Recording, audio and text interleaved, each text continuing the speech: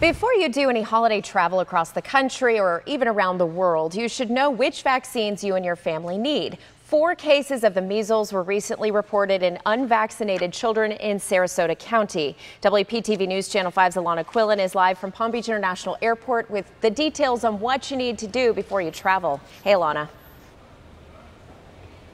Good morning, Ashley. Anyone visiting Sarasota County definitely needs to consider getting vaccinated for measles. That's a recommendation by the Florida Department of Health. I also want to think about getting your flu shot as well, since we are in the midst of flu season. Now, doctors say you need to get vaccinated at least 2 weeks prior to travel to give it enough time to work on your body and build that immunity. Yellow fever also, that's prevalent in South America right now and is required to travel to some countries like Brazil, so keep that in mind. You can vaccinate for foodborne diseases like hepatitis A. There was actually an incident in Orlando last month at Disney Springs. Now, when it comes to measles, doctors explained how those outbreaks happen.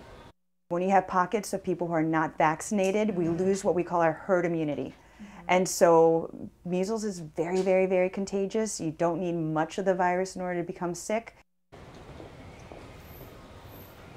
Now, I packed a bag to show you exactly what doctors recommend bringing with you when you travel that will help you out with some other things like the common cold. Zinc tablets, that's your secret power weapon. This helps prevent and block anything from coming through your nose. Definitely want to keep some hand sanitizer on you. And we all take these. Emergency. This is really a big deal as well to fight off anything if you start to feel that tickle in your throat. Now, of course, you'll want to stay hydrated as well, because dehydration can make you feel run down and even more sick than you are.